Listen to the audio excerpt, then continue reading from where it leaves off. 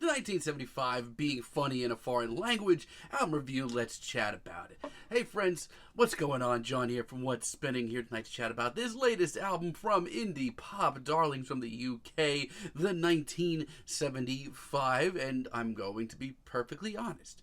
It took me a really long time to warm up to what the band was doing. Their early EP as well as their debut album, I wasn't that big a fan of it, honestly. I mean, I like Chocolate and Sex as much as the next guy, but stylistically, this album was all over the place, and not in an exciting way, in an over-caffeinated way. And some of the songwriting on that album, let's just say they've come a long way. Now, their follow-up album, I Like When You Sleep, You Are So Beautiful, Yet You Are So Unaware of It, they did make some big leaps. However, it is still one of the creepiest album titles I've ever heard. But I give credit where credit's due. Yes, the album is very long, and it didn't need to be that long, but we have tracks like The Sound on here, which are some of the best 1975 cuts ever. Credit where credit is due. They really stepped it up on this album, but I still was a very casual fan. But with 2018's A Brief Inquiry into Online Relationships, I was forced to shut my damn mouth as they put out one of the best albums of the year. Stylistically, once again, this album is all over the place, but this time around it seemed much more warranted, so much more exciting and just adventurous even. Not only that, but their songwriting had reached an entirely new level that I did not think was possible. I mean, the hits on this album, Two Time, Give Yourself a Try, It's Not Living If It's Not With You, and my personal favorite, Love It If We Made It. The album is just a masterclass of indie pop in the modern era. So much so that I was so excited to hear their follow-up album, Notes on a Conditional Form. And I looked at the hour and 20-minute runtime of this thing, and I was worried. And my worries were, warranted, I think. I mean, trust me. Some of the band's best stuff is on here. I mean, if you're too shy, Let Me Know is freaking awesome. But I thought, as far as a consistent album goes, this album had a far way to go. Now, that leads me to this new album, Being Funny in a Foreign Language. One of the most anticipated albums of the year. The singles that they have been dropping have been freaking awesome. And you know what? This album's really impressive. Happiness right off the bat. Early on in the album, I'm sorry. This is money. I swear, with every 1975 album, whenever one rolls around, despite my thoughts on it, there is a track on there that I can tell you from a mile away will probably be in my top 10 singles of the year. Here it is, the snappy riff and the pristine production from the great Jack Antonoff. Shout outs to you, Jack. It works so well. The timeless feel is so freaking real as well. It's moments like this that every accolade the band has gotten, it just shows. Looking for Somebody to Love is a little bit more new wavy. It's an upbeat sort of track. I love the energy here and the classic throwback synths. You're gonna hear a lot of those. It's snappy, it's youthful, it is freaking sharp. And this hook is just so simple yet so effective, mostly because this track is really passionately performed. I'm having a lot of fun with this album.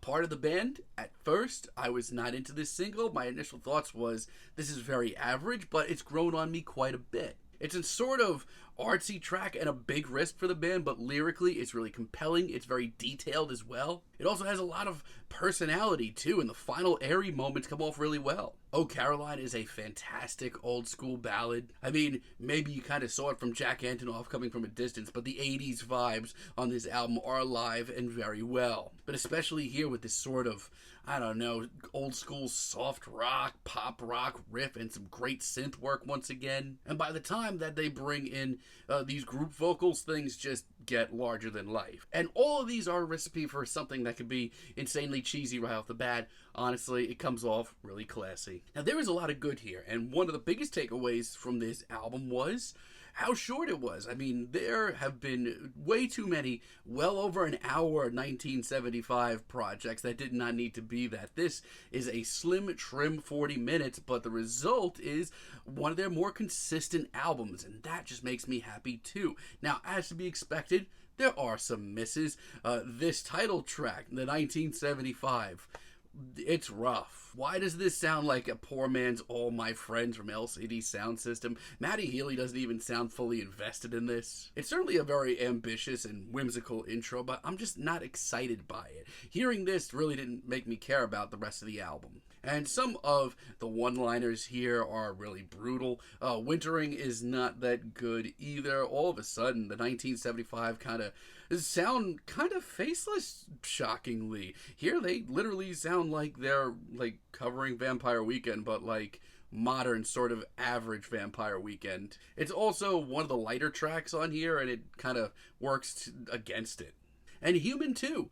I think it's the worst track here. Listen, there are so many great old school emotional ballads on this album that come off so classy, so heartfelt, so raw. This is not one of them. This is painful. This is boring. This is lifeless. This sounds like the 1975 had 3 more minutes to fill and they tried to do the same thing that they've done on 4 other tracks here, and this one flopped. But outside of that, if you're looking for a great indie pop rock album right now, don't look much further than this. They do a really great job on this album of getting back to basics, trimming the fat in a big way, and just making a very consistent album. Maybe their most consistent. I'm in love with you. You know what you're getting here. It's glistening synths, sweet, sweet vocals, and all the good vibes. And this sentiment, while it is so simple, painfully simple, it is done very, right. I mean, if you're not into overly 80s modern indie pop, this is not going to be the track that's winning you over. It's probably going to piss you the hell off, but this track makes me feel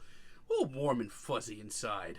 Also, the call and return vocals, nice touch, great track. And all I need to hear, this one took me a few listens. At first, I was just not feeling a ballad from them.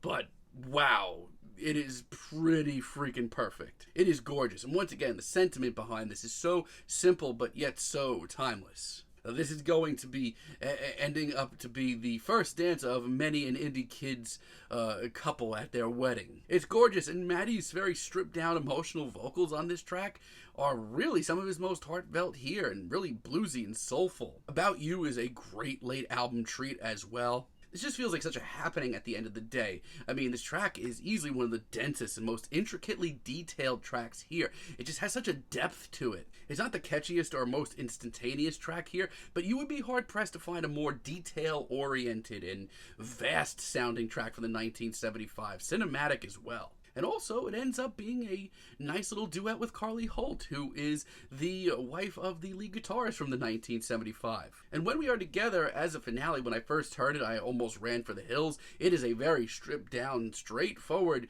classic indie rock ballad full of cliches, but honestly, I think it's done really well. It is all visual lyrics and storytelling, and on paper, this could have been a cheesy indie rock nightmare. But it actually really warms my bones and just seems very true to form. So yeah, with this latest album from the 1975, they really do take things back to basics, trim off the fat. This is by far their shortest album, and I'm so happy to hear that, because there's been some rough ones the last few years with them.